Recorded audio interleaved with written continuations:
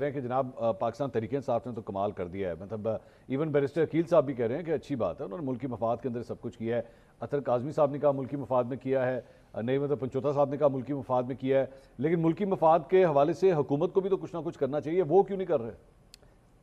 देखें, बुनियादी बात यह है कि सब लोग कह रहे हैं कि मुल्की मफाद में किया है, तो मैं इस कौमी इत्तफाक़ राय से बाहर क्यों निकलूं? हाँ। और मैं ये सवाल क्यों करूं कि क्या ये जलसा कर सकते थे, ये क्या बात क्या है? इस पोजीशन में थे, क्या ये जलसा वहाँ पर हो सकता था, और क्या ये जलसा करने की पोजीशन में हैं जो अलीमा ख़ान, मुराद सईद और इस तरह बाकी तमाम लोग ज़ोर लगाकर अडयाला के बाहर 400 बंदा नहीं जमा कर सकते, ये जलसा करने की पोजीशन में थे।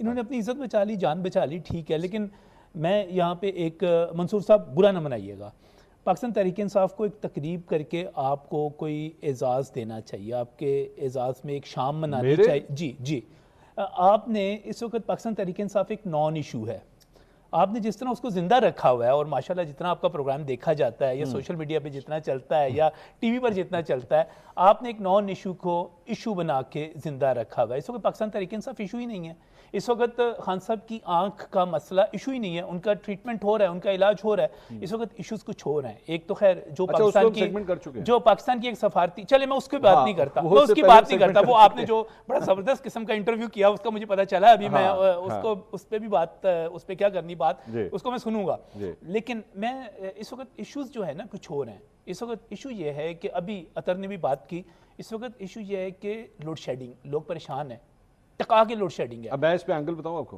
आपने वैसे जो पिन पॉइंट किया, आपने कहा कि इशू ये नहीं है, मेरे लिए पता है क्या रीजन है।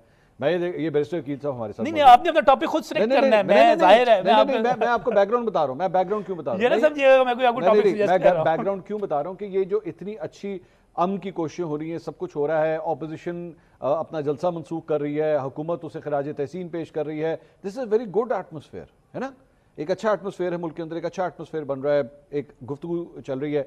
ये जो भी आपने लोड शेडिंग की बात की ना, लोड शेडिंग के साथ साथ महंगाई को तूफान भी आने वाला है, महंगाई का अगले 2-3-4 महीने के अंदर आने वाला है। बताने की जरूरत है कि ये लोड शेडिंग अब होगा क्या, नहीं अब होगा क्या, अब होगा ये कि आप जानते हैं कि सियासत जब होती है तो फिर ऑपोजिशन ऐसे पॉइंट्स के ऊपर कहती है कि लो जनाब आ जाओ, होना है छुरी थले। सर मसला इनका ये है कि इससे बेहतर नहीं है कि जब आप पावर पोजीशन में है, उस पर भी नहीं, आप अगर पावर पोजीशन में है तो बैठ के मामला को रिजॉल्व करना। मैं पता क्या मैं क्या समझ रहा हूँ, मैं समझ रहा हूँ कि हमारे मीडिया को ना इस वक्त, मैं कोई डिक्टेट नहीं कर रहा, वैसे ही आपने एक राय पूछी, मैं एक राय जाहिर कर रहा हूँ, हम भाई हैं, दोस्त हैं, मेरा ख्याल है हमें बिजली पे बात करनी चाहिए, लोगों को बताना चाहिए कि इस वक्त जो LNG की शॉर्टेज है, घरों में गैस नहीं आ रही, क्यों नहीं आ रही, और कतर से जो हमारी शिपमेंट्स आनी थी वो कितनी आई हैं, कितनी नहीं आई, लोगों को बताना चाहिए। सर हमें लोगों को बताना चाहिए कि ये जो इस वक्त फर्टिलाइजर की और खासतौर पे यूरिया खाद की जो शॉर्टेज होने वाली है, और इसके नतीजे में हमारा किसान ही नहीं बल्कि हमारी पूरी ज़राअत जिस तरह मुतासर होगी, वो किस तरह है। इस वक्त जो डीजल है, अगर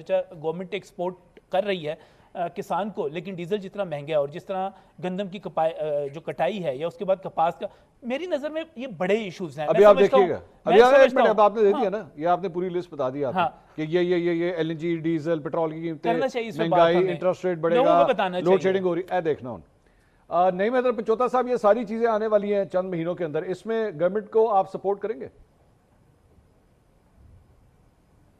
मंसूर भाई, गुजारे ये है कि नजम साहब ने बातें की डीजल की, पेट्रोल की, गंदम की और सारी सूरत हाल की कि पाकिस्तान के अंदर क्या कुछ चल रहा है, और हम यही 2-2.5 साल से बात कर रहे हैं कि आपने जो रजीम चेंज ऑपरेशन किया है, जो आपने लाकानूनियत की है, जो आपने आइन को तोड़ा है, इससे पाकिस्तान की इकॉनमी बेहतर नहीं हो सकती, इससे गरीब आवाम का भला नहीं हो सकता, इससे सिर्फ आपकी जेबें जो हैं वो ताज़ा होंगी। और वही आपने देखा कि उस रजीम चेंज के बाद क्या हुआ, आपने कितने इदारे कायम किए, आपने कहा जी कि इस साल देखे गए आप सरमायाकारी का रिकॉर्ड इस तरह से कायम हो गया कि 41 साल की कम तरीन सतह के ऊपर सरमायाकारी आपकी पाकिस्तान के अंदर 0% आपकी सरमायाकारी है।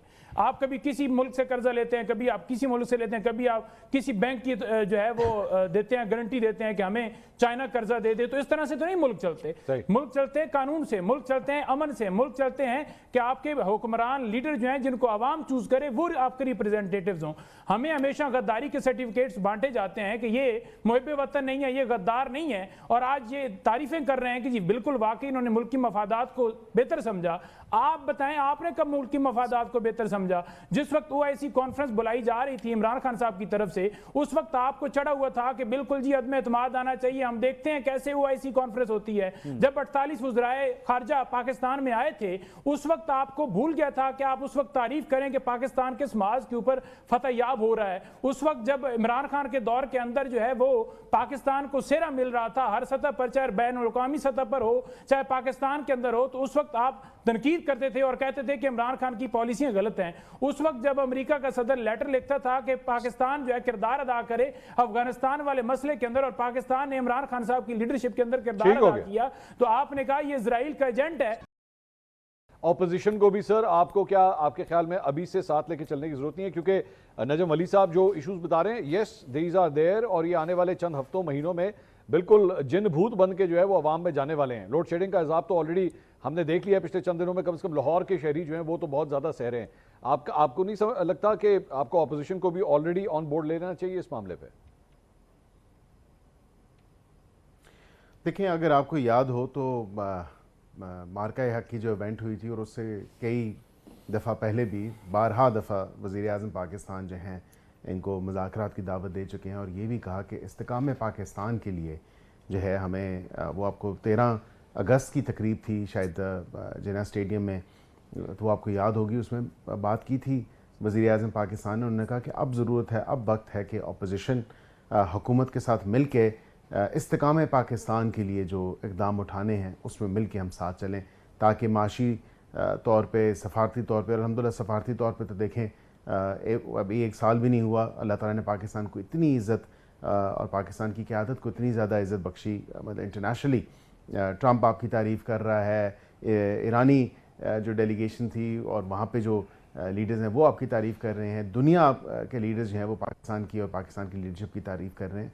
तो कहने का मकसद ये है कि हुकूमत ने एक नहीं मुतअद्दिद बार अपोजिशन को दावत दी, लेकिन अपोजिशन का भी तो रोल होना चाहिए, अपोजिशन का भी किरदार उसको अदा करने की ज़रूरत है। अपोजिशन ने आज दिन तक क्या किरदार अदा किया है? अपोजिशन ने सिर्फ़ और सिर्फ आके डेस्कों पे किताबें और बिल्कुल आइन को जो है वो मारा है, और वहाँ पे बिल्कुल उन्होंने सिर्फ़ और सिर्फ यही नारा लगाया कि हमारे 804 को रिहा करें, which is not an issue. Pakistan has moved on, Pakistan आगे बढ़ चुका है, पाकिस्तानी कौम आगे बढ़ चुकी है, जिसका अगर देखें ना, जिसके कोई अगर जिसने जो अपनी सज़ा भुगत रहा है वो अपनी सज़ा भुगतेगा। कानून एक मौजूद है, लीगल प्रोसेसेस मौजूद हैं, वो अडॉप्ट करें। ये कहें कि जी मावराए आइन और कानून जो हैं, अडयाला की खिड़कियां दरवाजे खोलें, दीवारें फैलांग के हम जाके रहाई फोर्सें बनाएंगे, हम जाके उनको बाहर निकालेंगे, ऐसा तो नहीं होता। ये क्या मतलब, आप पैरेलल मिलिट्री फोर्सेस बना के आप कहते हैं कि जी हम ऐसे इकदाम उठाएंगे। देखिए, जो अदालतों का रास्ता है, अदालतों ही ने आपको रिलीफ देना है, वहाँ पे जाके केस फाइट करें, केस लगा भी था, मेन अपीलें फिक्स हो गई हैं, वहाँ पे जाके आर्ग्यू करें। यहाँ पे अपोजिशन को अपना रोल और किरदार अदा करने की ज़रूरत है, जो अपोजिशन नहीं कर रही, वेरी सैडली। मतलब इसका दीगर और सियासी जमातें भी जिक्र कर चुकी हैं, दीगर और फॉर्मर PTI के लोग जिक्र कर चुके हैं कि अपोजिशन तो वो किरदार ही अदा नहीं कर रही। अपोजिशन ने कौन सी ऐसी पॉलिसी है, माँ सिवाय एक बजट के दौरानिए में मैंने इनके 2-3 लोग देखे थे कि, और बजट का टाइम फिर आ चुका। मंसूर साहब, मैं आपको ये बात वाज़े तौर पे बता दूं कि बजट के टाइम पे इनके 2-3 ऐसे अच्छे लोग थे जिन्होंने कमेटीज़ में भी बड़ा अच्छी तजवीज़ें भी दी, और जो अपोजिशन का काम होता है वो उन्होंने वाक़तन किया। और उसके बाद से कोई ऐसी बात नहीं, कोई ऐसा देखे ना, कोई एक मीनिंगफुल कंट्रीब्यूशन नहीं नज़र आती अपोजिशन की तरफ से, माँ सिवाय अपना रोना रोने के। और यही बदकिस्मती है कि अपोजिशन अगर अपना किरदार और रोल अदा नहीं करेगी और हुकूमत की जो पॉलिसीज़ हैं उस पर कोई बेहतर तजवीज़ नहीं देगी, अगर वो समझते हैं कि गलत हैं और उसमें साथ मिल के जो है पाकिस्तान की बेहतरी के लिए काम नहीं करेंगे, तो फिर कैसे होगा? ऐसे तो नहीं हो सकता ना। और उसमें आके इनको अपना किरदार अदा करने के लिए बैठना पड़ेगा, बातचीत करनी पड़ेगी, तमाम इश्यूज़ पे बात होनी चाहिए, लेकिन वो बैठने को तैयार नहीं। कितनी दफ़ा हम इनको दावत दे चुके, लेकिन आज दिन तक ये उस दावत को ना कबूल करते हैं, ना कहते हैं कि हम बैठेंगे इनके साथ। जब बैठने के लिए तैयार नहीं तो मुज़ाकरात किससे करें? किसको जो है हुकूमत जो है ये कोशिशें किसके साथ करे? अच्छा काज़मी साहब, ये आपने गुफ्तगू सुनी बैरिस्टर साहब की, वो ये कहते हैं कि जनाब ऑपोजिशन हमारे साथ चलने को तैयार नहीं है, हम तो मुज़ाकरात की बात करते हैं। वैसे हुकूमत तो ये भी क्लेम कर रही है कि हमने तो इतने बड़े 2 जंगें लड़ने वाले मुल्कों के आपस में मुज़ाकरात करा दिए, तो हमसे भी बेहतर मुज़ाकरात पूरी दुनिया में कौन कर सकता है? तो साढ़े नाल गालते करो, बैठो तो सही साढ़े नाल। तो ये किसकी कोताही है आपके ख्याल में? यहाँ पे हुकूमत की गलती हो रही है या ऑपोजिशन की? देखिए, इसमें इशू ये है कि ऑब्वियसली ये जो मुज़ाकरात वगैरह हो रहे हैं और यकीनन ये एक तारीखी मौका है और पाकिस्तान का इसमें किरदार बड़ा इंपॉर्टेंट है, लेकिन मुझे ये लगता है कि फॉर सम रीजन शायद हुकूमत या निज़ाम ये समझता है कि वो पॉलिटिकल लेजिटिमेसी को लैग करते हैं, तो इस वजह से वो इस सारी चीज को उन्होंने अपने मुतालिक बना दिया। आपको याद होगा कि ओस्लो अकॉर्ड्स हुए थे, किसी को याद है कि ओस्लो अकॉर्ड जब हुआ था तो नॉर्वे का वजीर आजम कौन था और उसका कभी किसी ने जिक्र सुना है? अभी 4-5 हफ्ते पहले जो है ओमान में मुज़ाकरात हो रहे थे, क्या वहां पे भी इतनी तशहीर हो रही थी? तो क्योंकि वो पॉलिटिकल लेजिटिमेसी लैग करते हैं फॉर सम रीजन और अनदर, तो उस वजह से वो इन्होंने सारी चीज को अपने मुतालिक बना लिया और इतनी ज्यादा उसकी फिर तशहीर भी होती है। देखें, अब मसला ये है कि आप सऊदी अरब अभी गए हैं और सऊदी अरब आपको मजीद 2-3 अरब डॉलर जो है वो कर्जा देगा, लेकिन यहाँ तो इन्वेस्टमेंट्स आनी थी ना। मेरे सामने ये लिस्ट पड़ी भी है, मैंने निकाली। आपको पता है कि नवंबर 2025 से फरवरी 2026 तक पाकिस्तान की हुकूमत ने 112 एमओयूज साइन किए। अच्छा। 112 एमओयूज, जी 112 एमओयूज, उनमें से सिर्फ जो 4 एमओयूज हैं वो 14 अरब डॉलर से ज्यादा के हैं। 108 को आप छोड़ दें, सिर्फ 4 एमओयूज 14 अरब डॉलर के हैं। तो किधर है 14 अरब डॉलर? मैं सिर्फ 4 एमओयूज का पूछ रहा हूं। तो इन्होंने 4 महीने में 112 एमओयूज साइन किए और अब तक वो पैसा किधर है? देखिए ना, जो हुकूमत की कारकर्दगी है वो आपके सामने है। मोहसिन नकवी साहब कह रहे हैं कि जी 100 अरब मुल्क से बाहर चला गया और ये गुज़िश्ता 3 सालों के दौरान गया। तो 3 सालों में क्या तहरीक इंसाफ की हुकूमत थी या जमात इस्लामी की हुकूमत थी? 3 सालों में कौन यहाँ पे बैठा हुआ था? फिर उन्हें ये कहा जा रहा है कि जी 10 अरब डॉलर आप वापस ले आए, अगर हम 2 बंदों को पकड़ेंगे तो सारा मामला हल हो जाएगा। तो क्यों नहीं पकड़ते आप 2 बंदों को? किस चीज का इंतजार हो रहा है कि आप पकड़ें, या फिर वो एसएचओ फारिग होगा बलोचिस्तान से तो वो आके पकड़ेगा? मतलब ये देखे ना, अगर जब इस तरीके से हुकूमत चल रही है, उनकी ये मौशी पॉलिसीज है, तो उन पर तनकीद तो होगी।